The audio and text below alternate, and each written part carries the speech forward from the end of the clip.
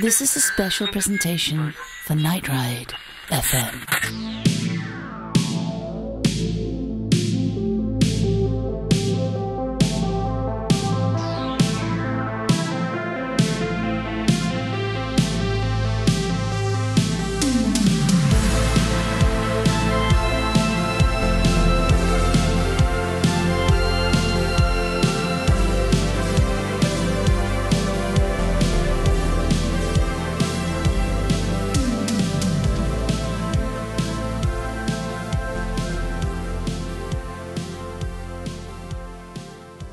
All right, good evening, ladies and gentlemen. I would like to welcome everyone here. My name is Dennis G, and I have a very special guest with me this evening.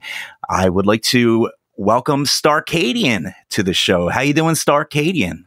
Good. How are you? Thanks for having me. I am very, very good.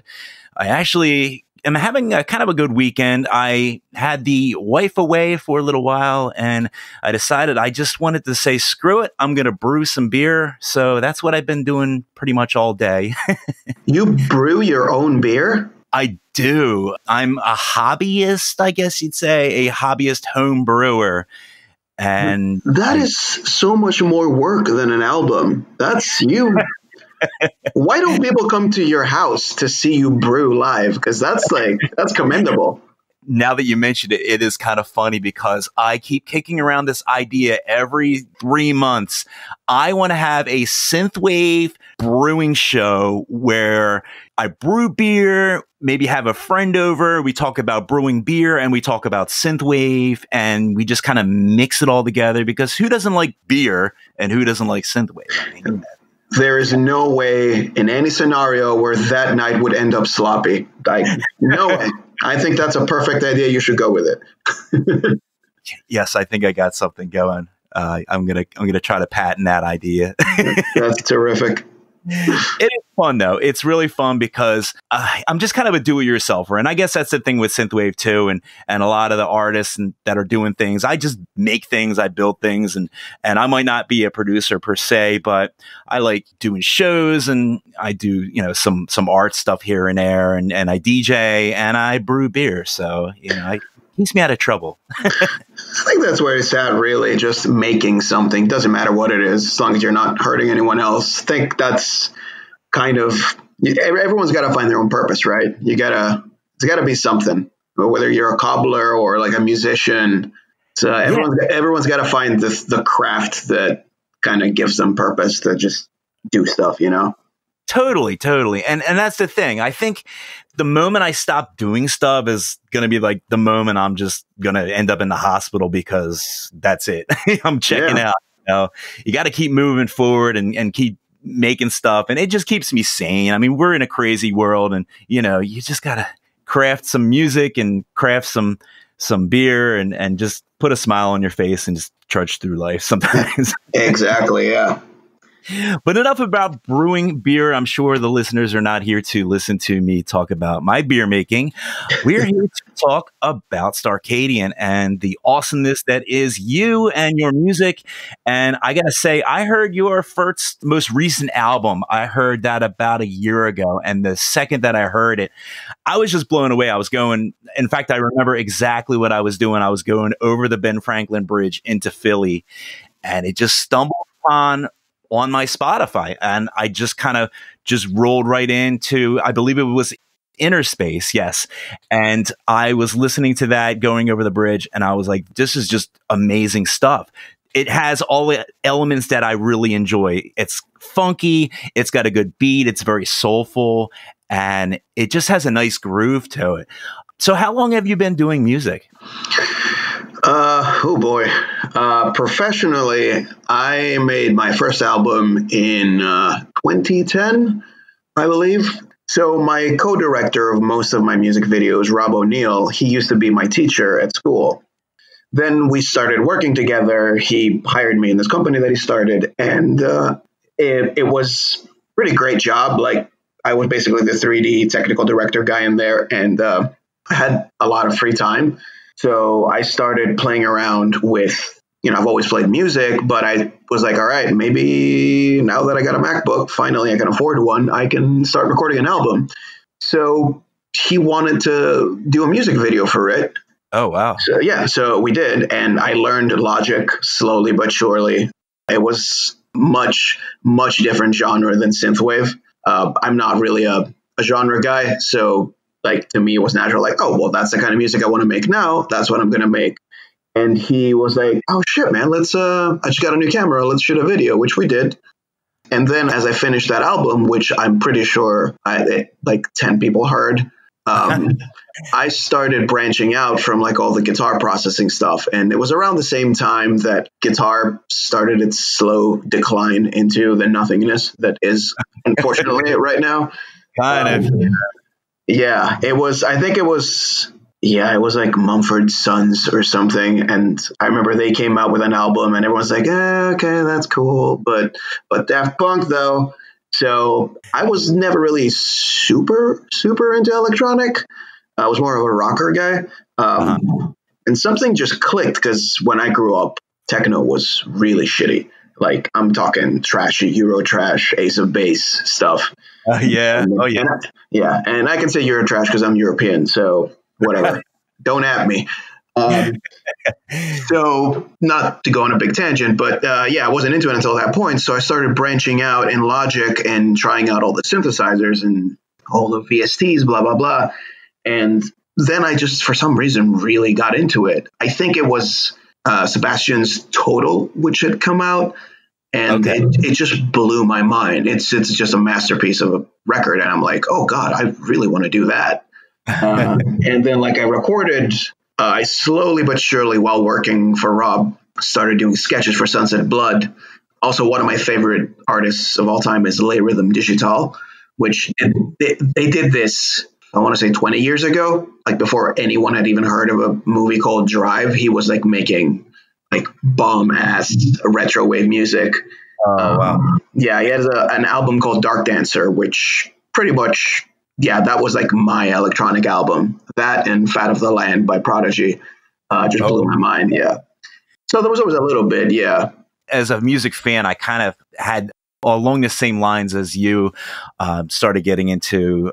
I'm a huge Daft Punk fan. I think that was what kind of really caught me too when I first heard your sound, because it does have a little bit of that sound to it, but it also has kind of a mix of a lot of different sounds that I know and love. And one of the interesting sounds that I hear in your music, don't laugh, but it's with FAMS.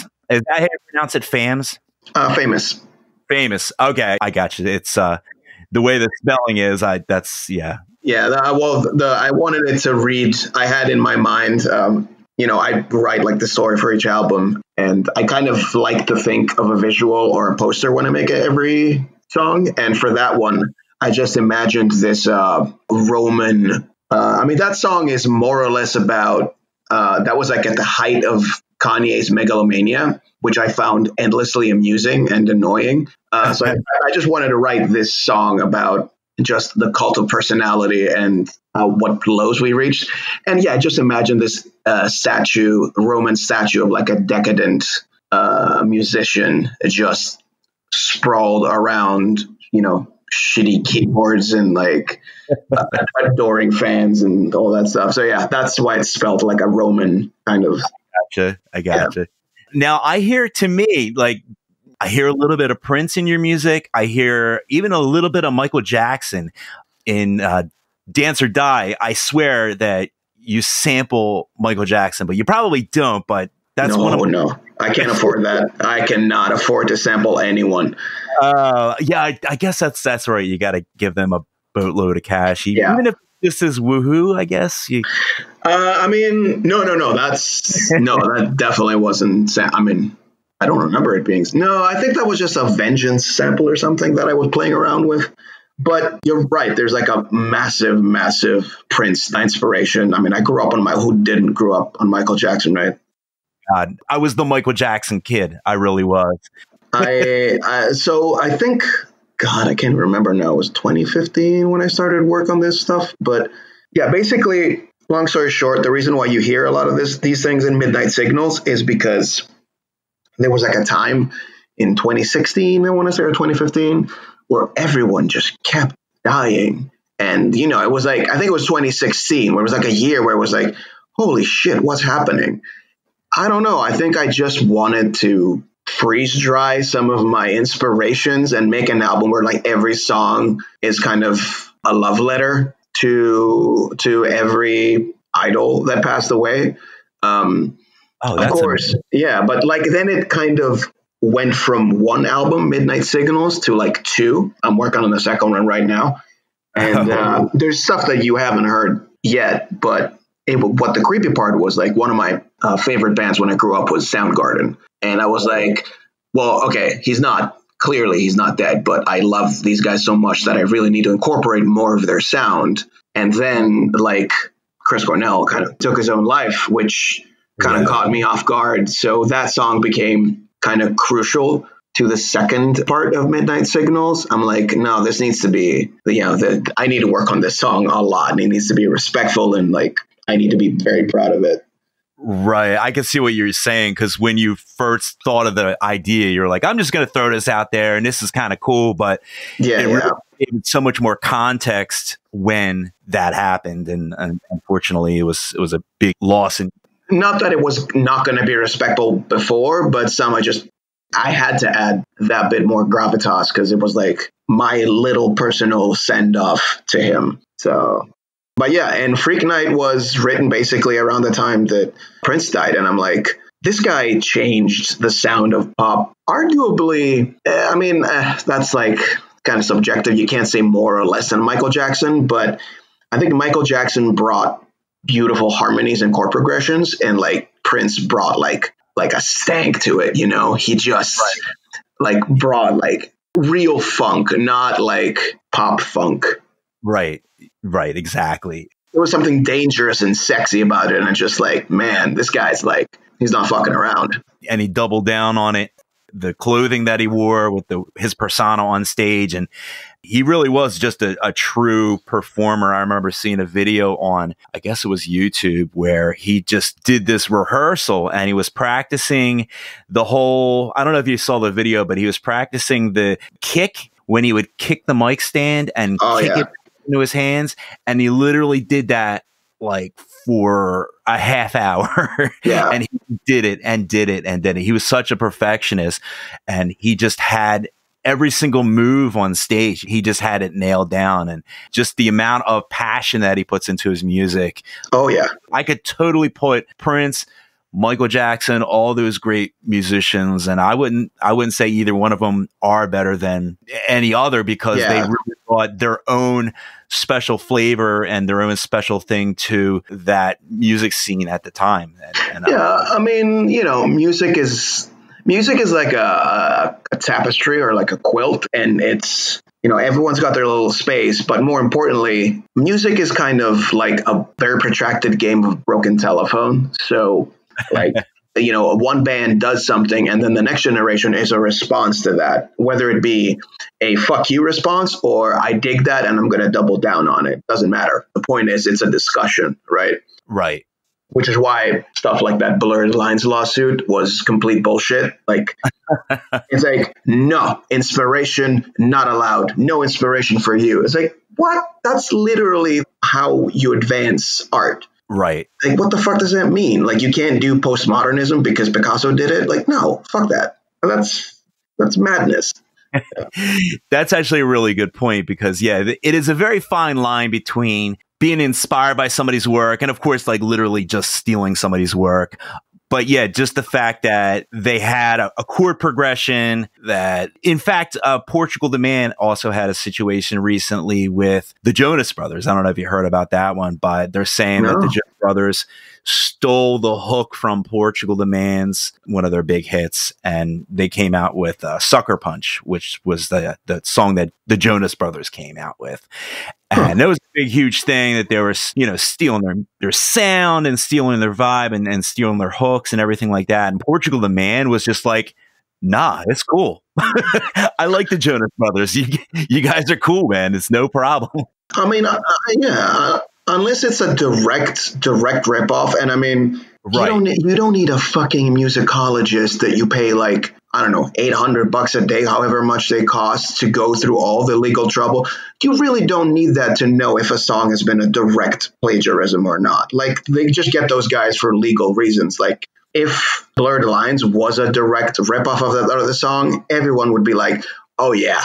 But the fact that the cowbell was similar and the syncopation of the drums, it's a 4/4 beat. Motherfucker, do you know how many songs have a 4/4 beat with like a that cowbell?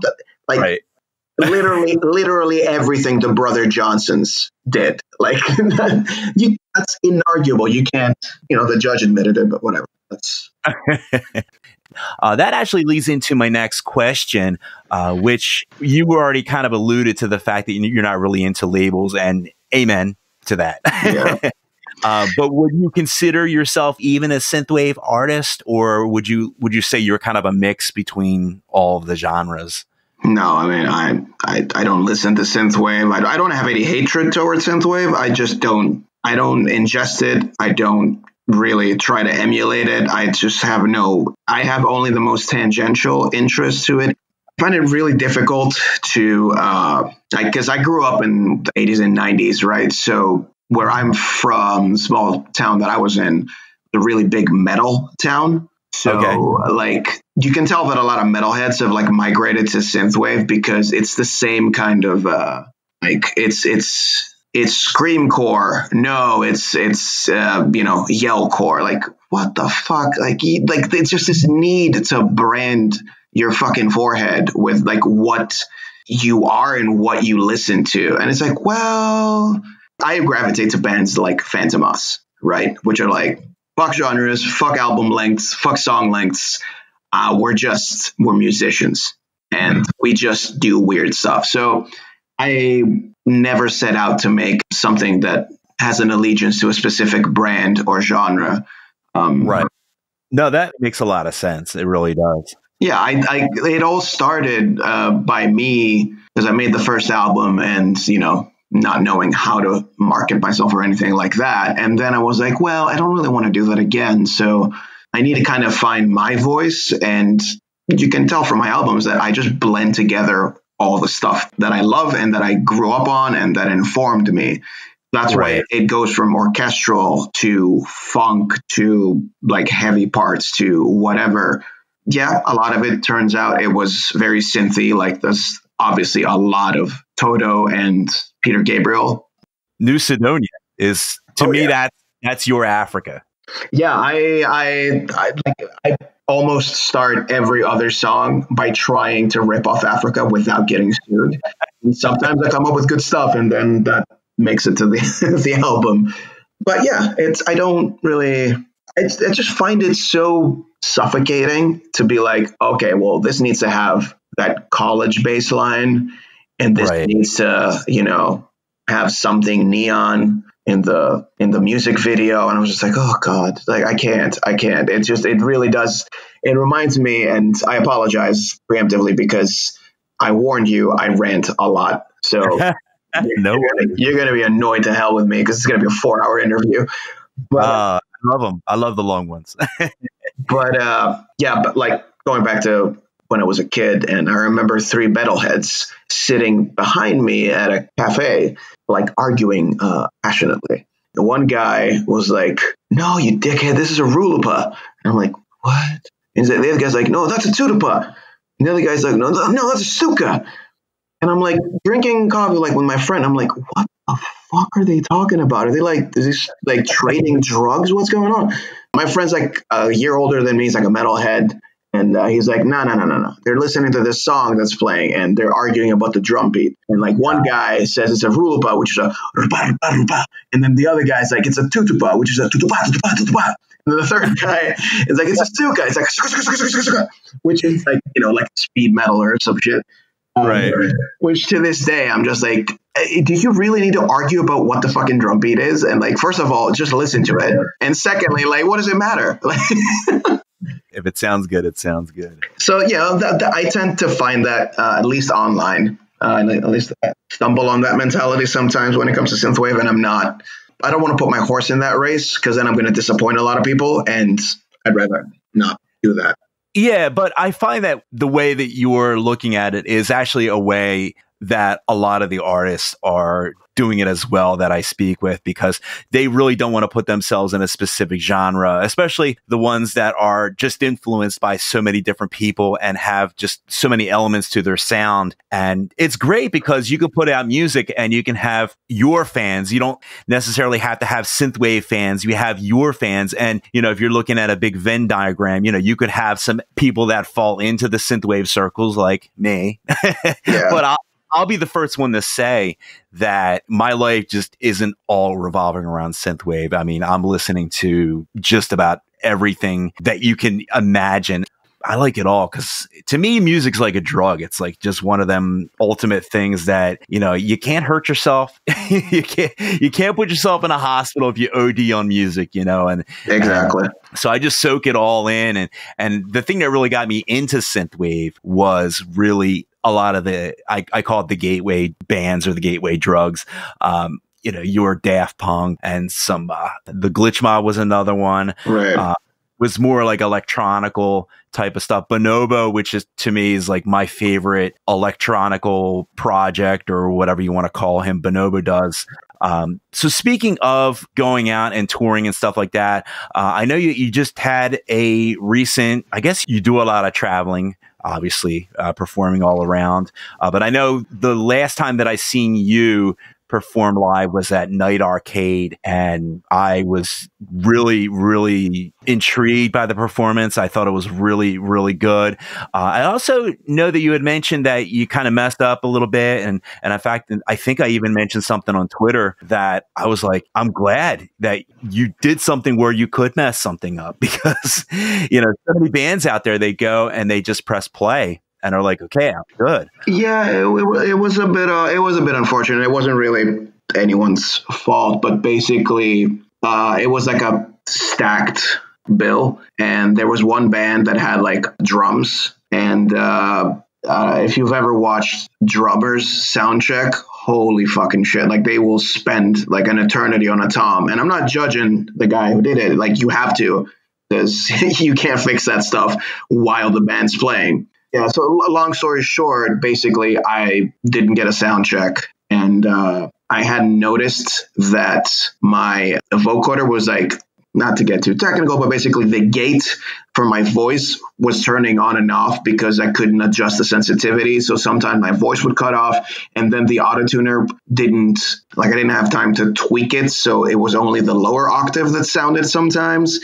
And it just like there was a part of it I watched it. I'm like, oh my god, fuck. Like all and like really like I can't speak ill of any live show in April. Like everything was just like the crowd was insane in every single show. It was unbelievable, and I appreciated every single one of them. But I was like, of all the shows, this one they filmed, like, oh god. It was just little things that I was just, and then I was like in the DJ pit. That wasn't like ideal because I tend to kind of jump around on stage. So not really anyone's fault, it's just the circumstances. Yeah, but it's good though. You're critical of your performance, which it could be a completely different story when you're like, oh yeah, I just did it. I did my thing. Fuck it. You know, but, you know, because you are an artist who really puts a lot of care into your thing that you really, and I'll tell you right now, I don't think anybody noticed nor cared. They're like, you sounded a little off tonight. No, I mean, I definitely saw the crowd. You definitely had it going. I actually watched it on YouTube. I just streamed it. I was at the park with my kids and stuff like that. And I'm like, oh my God, Starcadian's on. And I saw a little bit of Dana Jean Phoenix. She was kind of kicking things off as well. Yeah, she was awesome. She is such an incredible show person that, yeah, I mean, anybody that can't respect what she goes out there and does. And that's the thing that you guys are performing. You might be hitting stems. You might be, you know, having some stuff being done by backing, but the fact that your vocals is real vocals that you're putting out there, you know, obviously auto-tuned or tweaked, I guess you'd say. Is there a special reason why you just roll always with the auto-tune? Is it part of your lore? Is it something that you just kind of wanted to put there from the beginning? Like, did you ever consider doing anything with like just your regular voice? Well, it started because I can't sing for shit. So that was the initial highly technical reason why I did it. That's why it started. And I also wanted to do some things with my voice that I'm sure someone could do, but like I couldn't, where it would really follow like a quick arpeggio flair here and there. Right. Where I just can't do that. But then I just kind of wanted to treat it almost like an instrument, like a granular synthesizer. So it makes me think about composition differently when I digitize the vocals a little bit. It's kind of become kind of part of my thing now, which is a blessing and a curse. Like I'm the polygon guy with the robot voice, which is fine. When you first start off and you make your first album, you kind of really just want to have a thing that people can latch on to, because that's just inescapable. Like everyone does it. The fucking Beatles made haircuts. I had like specific haircuts so they could be distinct, and that's fine. But I think I've definitely reached a point where now I can just use my real voice, meaning still auto-tuned, I'm sure, but like, you know, with not too many effects on it, and be comfortable with doing that. Like, I'm going to lose people. Like, I don't care. If I'm going to lose it, like all respect to the people that take time out of their day to listen to my things. But like, if they decide they don't like what I'm doing, no love lost. Like that's fine. Do your thing. I'm going to do my thing. That's for sure. So yeah, I can't say that there's this specific necessity to use it, but it adds a little bit of flair every now and then that the song needs. It sounds badass too. I really spend a lot of time. There's a thing your voice does called a formant, which it's what controls how bassy or like squarely your voice sounds. And I spend a lot of time basically programming it syllable per syllable. So it's subtle, but it accentuates lyrics. And I really like that. So you do it on a granular level. Oh, no. Yeah. That's like, I'm talking, I sit there and I sometimes change the lyrics because of the texture of a word or a specific sibilance or stuff like that. Like it gets really specific, which comes with you're an artist, you put something out there, you don't want to embarrass yourself. So the more you don't want to embarrass yourself, the more you work on things, the more of a perfectionist you become. I will straight up, spoiler alert, anytime you hear someone say, a musician say, I'm a perfectionist, it means I have low self-esteem. And I'm afraid of people throwing digital tomatoes at me. Don't let anyone tell you otherwise. That is precisely the reason. So people work really hard at their music. So people can go crazy. It's I just see it on Twitter all the time. I see artists that, you know, they're like, yeah, I'm just going to change my sound a little bit. And they're like, fuck you. Oh, dude. What the hell? Yeah. I mean, I've had my share of backlash. Some of it's valid. Some of it is like, what? Fuck, how much fucking salvia are you on? Weird. But God bless him. But yeah, like that's nothing compared to like, I'm just glad I'm not making a Star Wars movie. Right. Well, God, yeah. It's like, holy fucking Rian Johnson. Like that guy needs a statue. Him and the Game of Thrones guys, they need to be like sainted for this shit that streams into their inbox. It's a really good point that you made, because people don't specifically go out to fucking ruin entire 7 years worth of a TV show just because we're going to send a fuck you to the fans and we're going to, you know, spoiler alert, send the dragon out with flames everywhere. And, you know, like people are out there to craft the best story that they can, to create the best product they can, that they can stand behind and feel as an artist that they've accomplished something.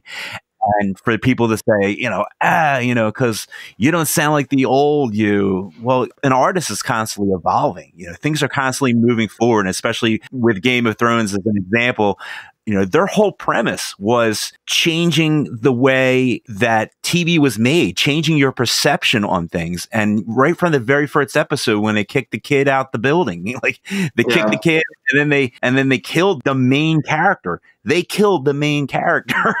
Like, I mean, it's crazy. And like, you know, I'm not going to lie. I didn't particularly enjoy the last 2 seasons. I definitely didn't think it was wrapped up nicely. But here's the thing. and I've said this multiple times on Twitter, right? If you've ever created something, and I'm not talking about you created something in your basement or like you made a song on Logic and never played it to anyone.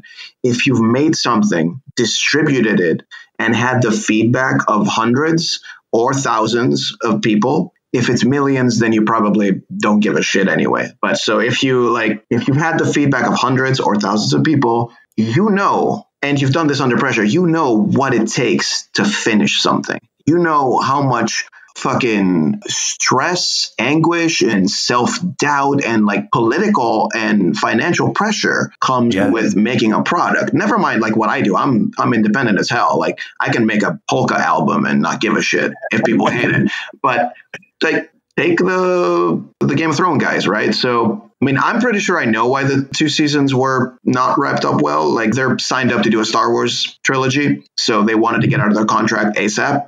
So they kind of rushed it, which is fine. But people don't sometimes remember what cutthroat and brutal, diplomatic kind of zigzagging you have to do just to get something done. Yeah. On that level, like, holy shit. It's just time, money, so many hoops you got to jump through, and you got to get so many things signed off on. Yeah. Yeah. And I'm not saying like it's not fair to tell any music or movie lover, like, well, you got to remember that artists are people too. And you got to also read up on the production and be aware of why something was hard to do. It's like, no, I'm not saying that. Like, you're supposed to just enjoy for what it is. But like, don't put a fucking jihad on things. If you're going to go that far and go on internet and just annihilate people mentally and morally, like, then do your research and learn why something might not have worked as well as you thought it would have. Right. Totally.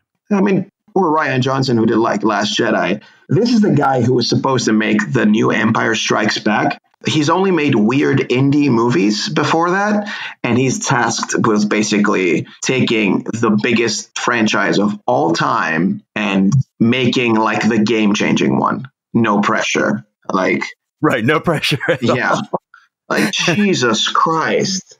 And like, I personally enjoyed it. I know a lot of people didn't. But it's like, you know, if you don't like something, move the fuck on. Like, right. You're not James Lipton. Your knowledge is not going to help anyone make a better product. If you want to make something better, go do it and see how easy it is. And if not, just shrug your shoulders and move on to the next thing. Like, it's entertainment. You know, if you don't get properly entertained, you say, that was okay. And you just move on to the next thing. Yeah, like there's no need to introduce, like, I don't even care about the hostility towards the artist. Like we're used to it. Like it's part of our job, whatever. Like we're not flowers. It's more like you're putting negativity out there, and it's much easier to flood the internet with negativity now. You know, be aware of what you put out there, because it's a butterfly effect. So if you don't like, if you don't have anything nice to say, don't say anything at all. Like if you think Game of Thrones was shit, just don't discuss it. You don't have to go on the internet and be like, give us a list of all the things that raped your childhood. Like no one cares, really. Stop. Exactly.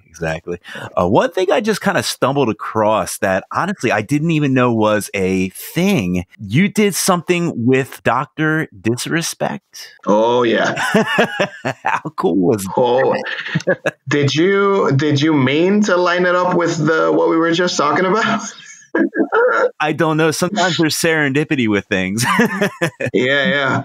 No, that was awesome. His editor, the Peace Pigeon, who's incredibly nice person, and so is the doctor and Dr. Disrespect. Really fucking nice people. And I think at some point they just asked me if it was okay for them to play music over their videos, and I'm like, fuck, do what you want. I don't care. Of course. Here's MP3s. Do what you want.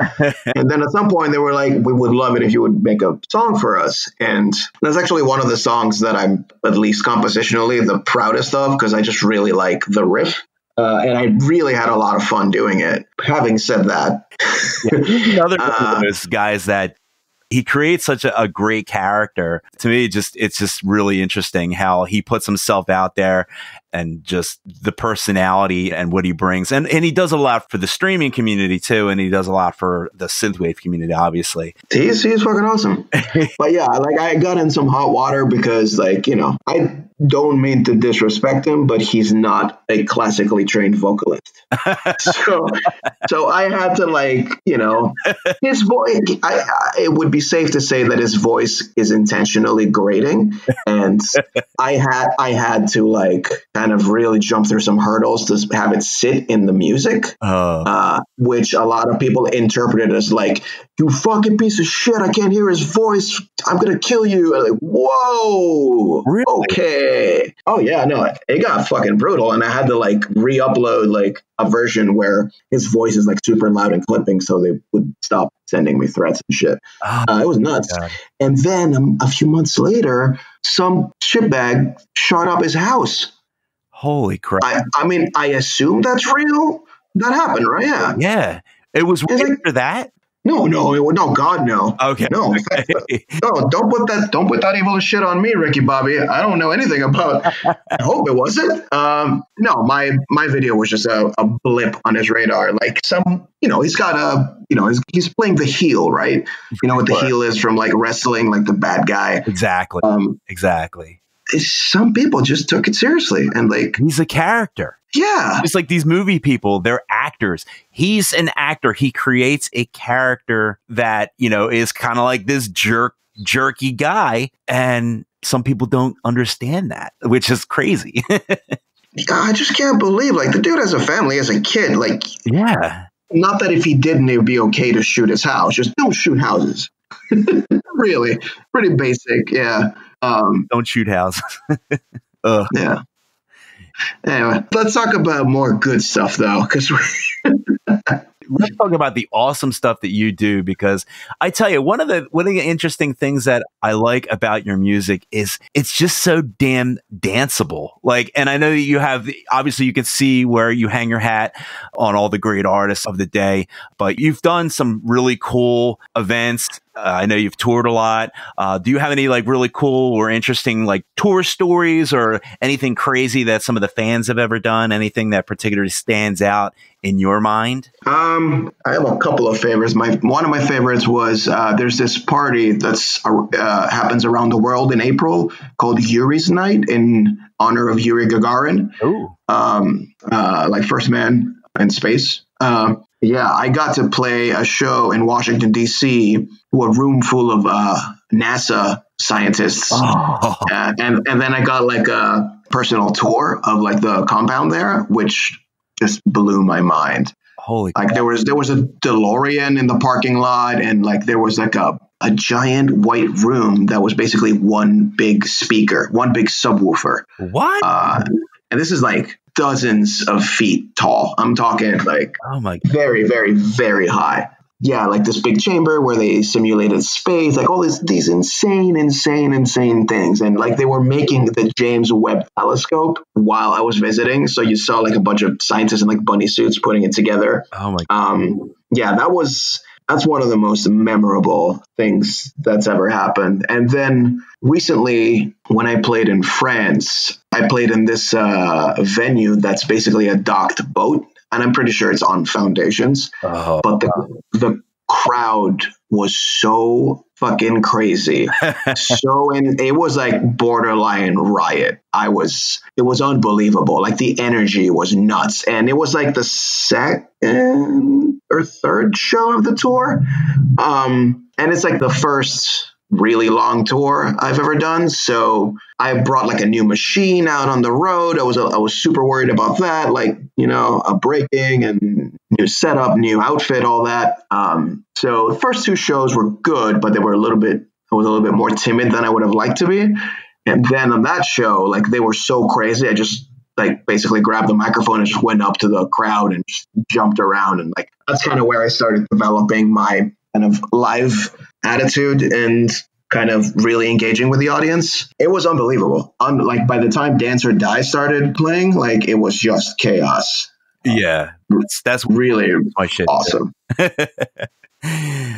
I definitely lose my shit when I hear that one. You just get such a good crowd going. And it seems like you have a very, I guess it might be the understatement of the year, but a very passionate fan base. I just know that I just, again, in doing my research and everything, I started looking through different YouTube videos and Reddit forums and posts and everything like that. There is a whole team of people that are literally trying to break down the lore of Starcadian and really just try to dissect. They went through every single video and they pieced everything together and like, this is what's happening. This is where the music is. And this is where he's going. And this is what New Sidonia is. And I find it really interesting that people can just get so wrapped up in not only the music, which is excellent, but the lore is something that just adds another completely new element to the music now, where, you just have this huge mythos around your character. Now, obviously, you work really hard to kind of put together that image and everything like that. If people were really looking to go in and totally do a deep dive into Starcadian, is there something that, people can kind of go to kind of really get that full on story that people might be looking for? Well, ideally at some point, fingers crossed, it will be laid out more straightforward in a movie or a series if we can get it done ever. But we basically, I've mentioned this before in interviews, but basically me and my co-director, we write out the story and the beats of the whole saga and the lore. So there was a script for Sunset Blood that came with the album. It's like a full movie, and the soundtrack is literally like the beats of the movie. Same with Midnight Signals, which is a prequel to Sunset Blood. Again, we have a script for that. These are actual movies that people can watch as well and experience the music in the movie along with it? No. We make the scripts so I know what to soundtrack. So the movies are not done, but the scripts are there. So I know what's going to happen. I know what it thematically needs, what beats the songs need to hit for these movies that we are trying to get done. I gotcha. But yeah, so that's really interesting. The reason we do that is so I can have a bird's eye view of the narrative. I know who Starcadian is. I know there's continuity. Yeah, there's continuity. There's references between albums in every album. Like they always there's like little quantum connections between the albums.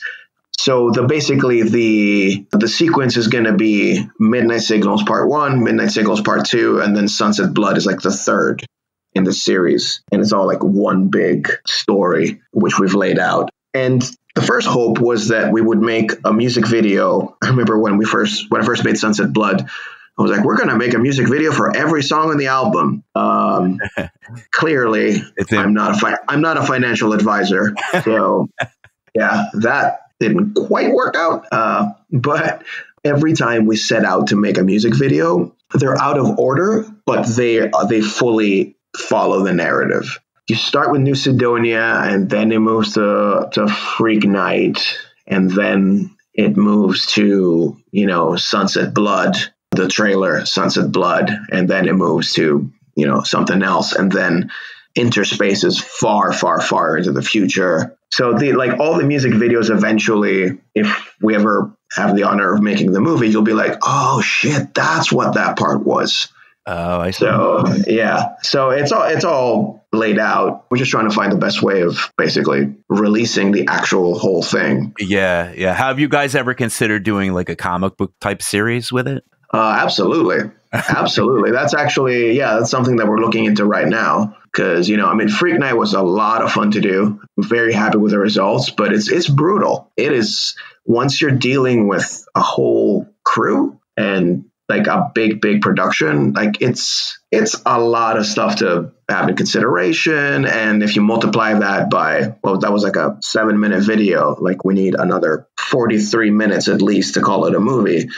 Like the budget racks up. So comics are definitely a whole lot easier to a lot cheaper to make.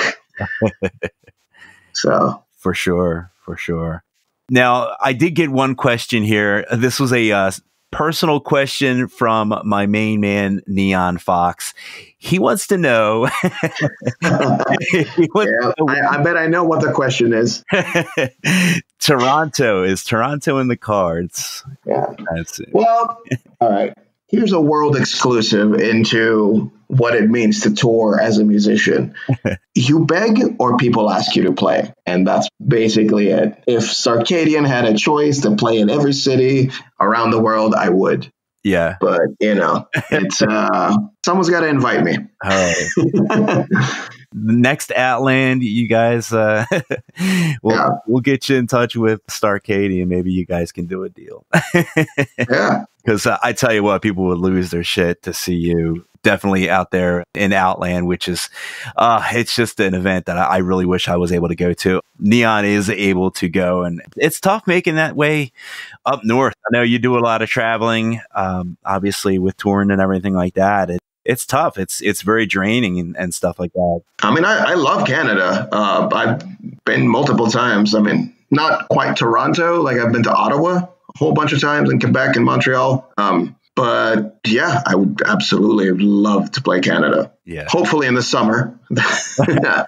Right. I've seen that shit in January. I'm out. I think springtime at least. Yeah, I'm from Jersey. I like the warmer weather. We don't get the crazy ice. We do get cold. We do get snow, but thankfully it's only for maybe like 1 or 2 months, and then it's not too bad. But places that, are like in the polar ice cap and just cold all around, I'm just like, nope, I'm good.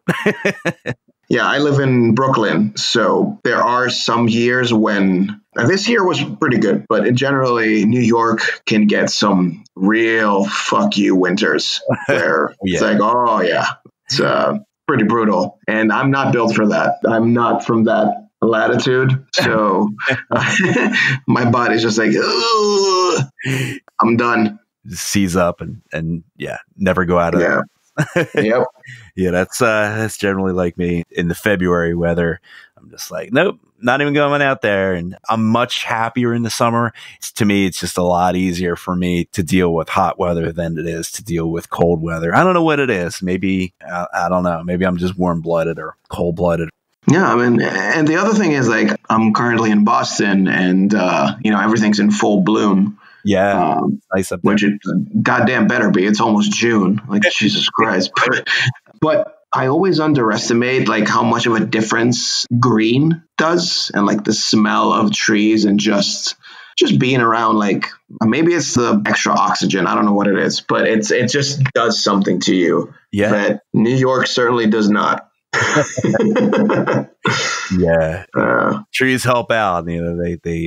They give you nice stuff to breathe, and that oxygen always helps out. It feels very congested. Although Boston feels a little congested, it seems to be a little bit more not as crazy as New York. We actually went to New York for the Strap Locked and the Turbo Night event, along with Akuma 2. All kinds of craziness going on that night. But we were walking around New York, and just driving in New York, I was like, this is absolutely insane. There's like just streets that are just completely blocked off for no reason. Lanes blocked off for no, like, there's cones set up. I'm like, there's nothing in the cones. Why did they even block this off? This one guy, like, literally started going down, like, it's a one-way street that I was going down. He was going the opposite direction on a bike, and he's just like, la-di-da-di-da-di-da, like, literally, like, coming at me, and I had to, like, swerve to, like, miss this dude. Oh yeah, it's the fucking Thunderdome there, man. It's nuts. It's nuts. And the funny part is, like, I'm like falling out of love with New York very hard lately, because there's been this influx of, like, rich kids coming in and, like, just buying apartments, and the dumb landlords are like, yeah, you know what? We can jack all the prices up. So the rent's gone through the roof, which is why probably your rent is getting screwed in Jersey, because everyone's moving to Jersey because they can't afford to live in New York. What's interesting is I went to all these countries in April and March, and literally everyone I talked to was complaining about the same thing in their city. Like Stockholm, which, holy shit, that city is Narnia. It's just Narnia. There's no two ways around it. It's fucking magical. And I met with Robert Parker and Wave Shaper, who are like the best dudes ever. And they were like, oh, yeah, no, there's like all these rich kids coming in and like buying apartments and everything's going up. I'm like, where did you say you're from again? And is it Brooklyn? Every city, Amsterdam, Paris, London, everything. Yeah. Vienna, even. It's nuts. It is. I don't know what it is. Yeah. Yeah, it's just, I guess it's just the new way that things happen, I guess, nowadays. So my new plan B is Malta. And the reason it's Malta, I've never been. I barely know anything about it. It's off the coast of Italy. Oh. It's a tiny island. Have you heard a single thing about Malta in the news? Negative. Exactly. Exactly. I like it already. Yeah, that's where I want to be, man. Yeah, that sounds like a great place. Yeah. Let's go ahead, and I'm going to go ahead and just ask my final question to you here. I just would like to know what's next for Starcadian. Do you have a new album coming out? Are you going on tour? What's in the works? I think I'm going to hold off on the tour thing for a while there, Chief, because that was rough. How many cities? I think it was like 7. Wow. So it wasn't bad. It's just there was a lot of time off, but there's a lot of things go wrong that you don't expect to go wrong. Like I was playing in Austria, and the crowd was just going apeshit. I get off stage and I go backstage and I see my booking agent, Zach from Jet Set Trash, and he's just screaming his head off. And I'm like, what's happening? And like, I guess he like jumped and landed on his foot wrong, and basically, oh my God, he could barely talk. He was in pure agony. His knee was swollen up like to shit him back, and turns out he tore his ACL and his meniscus at the same. Just ruined his knee. So the day after we're supposed to play in Poland, and the day after that in Russia, and I basically had to cancel both shows and book the earliest flight I could to Greece where he lives and just take him there because literally the guy couldn't even get in a wheelchair. So, yeah, we had a lot of fun with me like trolling and just whooshing him around in a wheelchair in the in the airport. But yeah, it was it's fine. He went through like surgery and all that stuff. But yeah, that was shit like that where you never know what's going to happen, where you're going to be. Are you going to have battery in your phone? Are you going to be able to find a doctor? And, here's another spoiler. Touring does not pay a lot. So it's not like you could just, let's just go to the best doctor in Vienna. Like, I don't know how much doctors cost in Vienna. So there's like all these things where like it's an adventure, but you still are a grown man that needs to be aware of how things can go wrong. And yeah. So that was quite intense. So I'm going to hold off on that for a bit. I don't blame you. But obviously, I'm sure you're always working on new music. So basically, I'm going back hard at work on Midnight Signals 2. Great. Which is probably not going to be called Midnight Signals Part 2 if people are shocked by the name change. But yeah, it's basically how many? So I have one song left to write and then just polish up the rest of them. But it's shaping up to be a good one. I'm like really proud of it. It's one of those things like, not that I compare myself in caliber or quality, but I tend to be a lot like George R.R. Martin in a way, in that I'll be done when I'm fucking done, because every single letter needs to be, correct. Like I've spoken about this before. I don't know if I've talked about this in an interview. Definitely drunk in a bar. I've said this many times, but I'm a firm believer of music being a ritualistic incantation, and every song is a spell, right? I'm not obviously, actually casting a spell. It's more like it's the abstraction of I'm putting this out in the universe, and like a spell, like a ritual, it needs to be correct. Right. Like you can't fuck it up, because then you put out a bad song and that has a butterfly effect, if not to the greater world, to you. So I take what I consider a release product very seriously. Like there's no limit in the self-criticism or quality control until it's just right. I'm not saying that all my songs have been perfect, not at all, because a lot of them are extremely cringeworthy production-wise. Knowing what I know at the time that I write the song, it needs to be just right. It has to feel good by you. Yeah, exactly. So the fact I could just write a shitty song like real quick, lickety split now, and just call it a rap. Throw it out there, right? But you put the song, like you start with a few songs, right? You put them out in skeleton and see like, okay, well, this is an opener.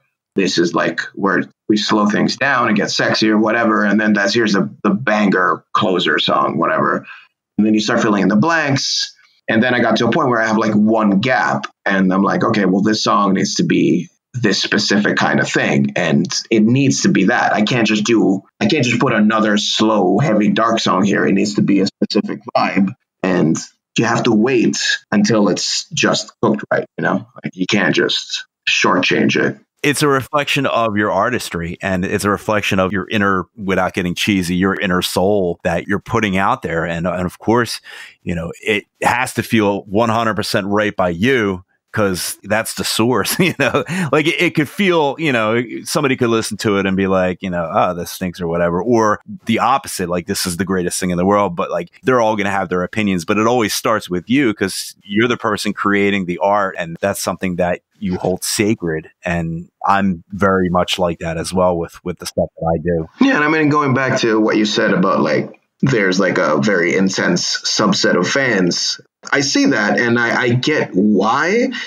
It's not necessarily because of the quality of my songs. It's because it's kind of obvious that I'm an obsessive when it comes to it. And as a consumer, as someone who ingests music from other people, like it's very easy to tell if someone actually truly cares about what they put out and like what it means and how much blood, sweat, and tears they put into it and who didn't, right? You get your Drake, which is just let's shit out a 25 song album and whatever. Some of them might be good, some not. Who cares? And then you get someone like Mike Patton, right? Who just, if you haven't heard Phantomas or Mr. Bungle, they're some of my favorite bands of all time. Yeah, they're mind blowing. Like a 3-minute song can contain like 7 different genres, but you can tell that everything is just curated to the point of perfection. I can't wait to build up a big enough name to turn around and make an album like Mr. Bungle, because that will certainly be the biggest middle finger, not intentionally, but it will be a big fuck you to someone who might maybe be expecting more pop stuff. And then suddenly I'm like, screaming like Mike Patton through a megaphone. But to me, it's something to aspire to make something that is so intricate and avant-garde and just wall breaking, And yeah, but long story short, what I'm trying to get at is like, people can see that, they can smell that, they can hear it. And if I have the gall to call myself a musician, the least I can do is try to do as much of that as I can, right? Show that I care about these songs and I'm not just making them because other people are too. And the good thing about what you have going on with your independence is excellent, because you have the ability to say, hey, I'm going to do my thing and I'm going to put out the album that I want to put out, and it's going to be out when it's going to be out.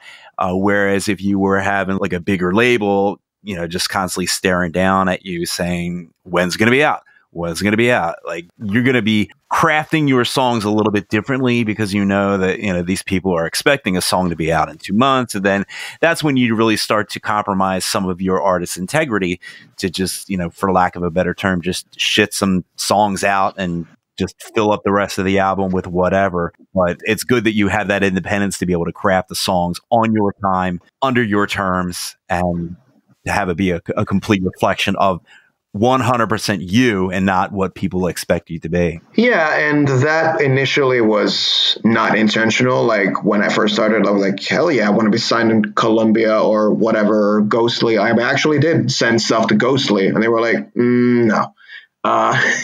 Which I don't blame them. I'm like a bad fit for them. But I did chase the label thing for a while, and I did get a little frustrated at some point. I'm like, well, Jesus, why is this not happening? And then while putting together Midnight Signals, I was like, I really like the current configuration where I'm not a slave to anyone's expectations. I'm not a slave to any schedule. I'm a slave to the quality of the work, and that's it. I have my day job. I do my thing. I do a good job with it because I don't need to make money off it. Right. And like it sucks to say that and acknowledge that if you really love something and want to do a really good job at it, don't make it your day job, because when it comes to music, at least, the moment you become a craftsman and not an artist, you've kind of lost a little bit of the sloppiness that gives something that special flavor. And you can kind of tell the difference between a session musician song and like a musician song. Not to poo-poo in one or the other, but once you've reached a point where like all the scales, by heart, everything, and and you're more worried about exposure and, placement and marketing and social blade and all that shit. You don't even think about what's going on through your fans' heads when they're listening to it. I pretty much know most of my like biggest fans' names. I talk to them. They email me. I email them back. We talk on Instagram. Like we connect. And that's kind of, I don't base my decisions on them, but it helps me understand the human condition from many different perspectives. And like, I appreciate that. I appreciate that they give me the opportunity to do that. And kind of, I take that, and in my own good time, I try to interpret that in different ways, in different songs. You can't do that if you're on a timeline. Trap is the thing. We got to make a trap album, which I'm not even going to get into because I'm done. I'm done with trap. But yeah. It's just one of the things where, it's definitely saturated pretty much everything at this point, even country music at this point. Oh my God. That fucking song. It's what hair metal was in the 80s. It's literally the same thing. It's like, same puff of hair, same striped pantyhose, and same hot pink guitars, except it's like, the little A$AP Rocky dreads and the auto-tune and the shitty clipping drums. And I'm just like, it was cool and sexy and dangerous when one person did it, but when it turns into a genre, I just dislike genres because of that, because it's like basically a group of people imitating one innovation. And it's like, well, maybe you can try and innovate yourself, God forbid. So, imagine that. But yeah, you definitely are out there, definitely doing your own sound, which is just amazing stuff. But I do thank you for all the time that you spent with me. And I think this went really well. And I think a lot of the listeners are going to be very interested in hearing a lot of the things that you had to say. Now, if you wanted to have anybody reach out to you, what is the best way for people to get a hold of you? I know you're pretty active on Twitter. I believe you're active on Instagram as well. Yeah, you can hit me up on Twitter at Starcadian. Same on Instagram at Starcadian. You can shoot me an email, me at Starcadian.com. I'm pretty responsive. Don't be a dick. Don't be a dick, and I'll talk to you. You can ask me if you want me. Ask me what plugins to use, how to learn music. Hit me up. I've done that multiple times, and I'm more than happy to put people on the path of making music. Also, if you are Michael Bay and you're listening, if you're Christopher Nolan and you're listening, I will shine your shoes. I will do your soundtrack. I will do whatever you want me to do. I will do dark shit for that job. So, amen to that. Yeah. Once again, I do thank you for the interview. I really appreciate it. And we will definitely be listening. It was my honor and my privilege. And thank you so much for having me. Thank you again. I appreciate it. Thank you. Talk to you later. All right. Bye-bye. Bye.